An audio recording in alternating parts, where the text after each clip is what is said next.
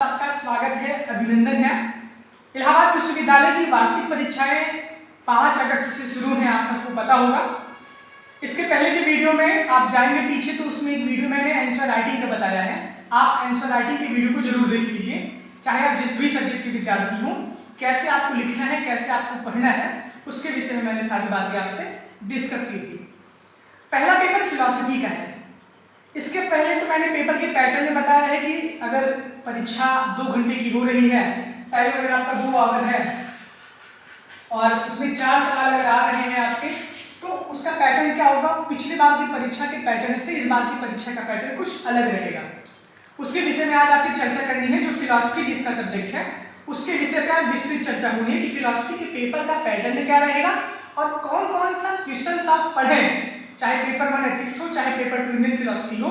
कुछ हिट सवाल मैं आपको बताऊंगा, अगर आप उसको पढ़ लेते हैं तो आपका भी कल्याण हो जाएगा, आपका भी उद्धार हो जाएगा। लेकिन उद्धार हो सकता है, उद्धार आपको खुद करना होगा। पहला सवाल आपका दोनों पेपर का सेम पैटर्न है। पहला सवाल आपका रहेगा टिप्पणी का। टिप्पणी में 3 पार्ट आएंगे, A, B, C। टिप्पणी ये है 7.5 7.5। 3 में आपको 2 अटेम्प्ट करने हैं, 2 अटेम्प्ट करने हैं आपको।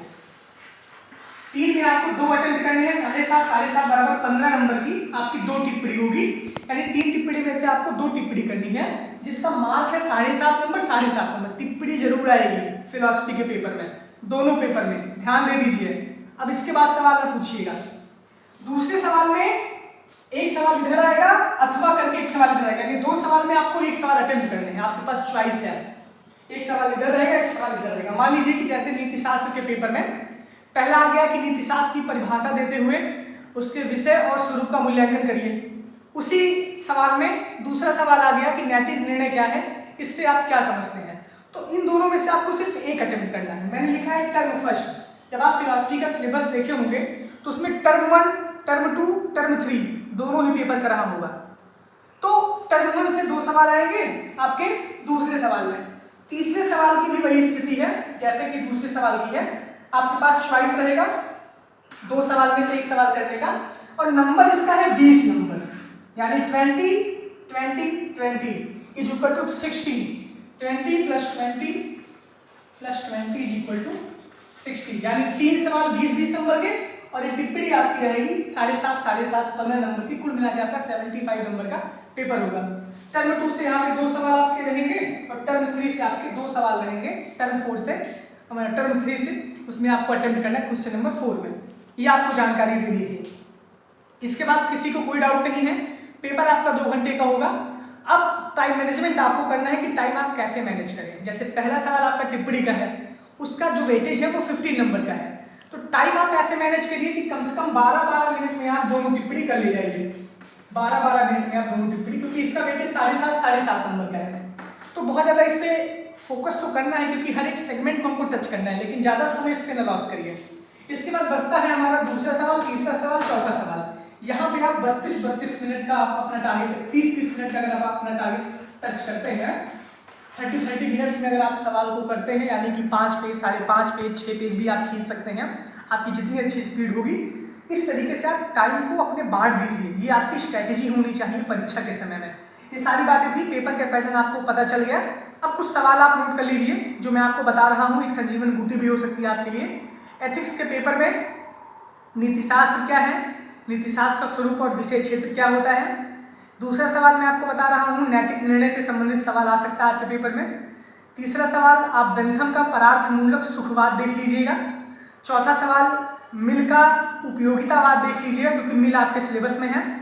5वां सवाल आपका आएगा कांट से, कांट का कठोरतावाद या तो कांट का कर्तव्य के लिए कर्तव्य का सिद्धांत, ये आपके पेपर में आ सकता है।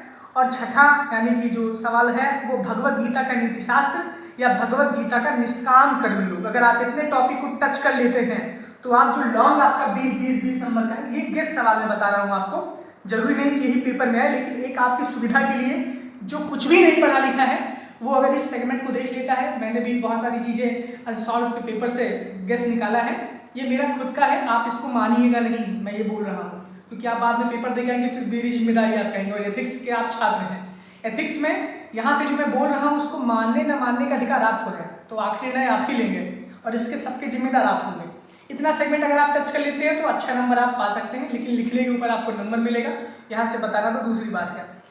दूसरे पेपर में भारतीय दर्शन में आप पढ़ लीजिएगा जैनिज्म का स्यादवाद, जैन का अनेकांतवाद और बुद्ध का निर्वाण, और इसके साथ साथ प्रकृति समुत्पाद भी देख लीजिएगा। फिर सांख्य का सत्कार्यवाद, क्योंकि सांख्य में एक ही टॉपिक जो बहुत हिट है वो सत्कार्यवाद का है, शंकराचार्य का माया और रामानुजन का मोक्ष है ना, एक कंपैरेटिव स्टडी आप देख लीजिएगा।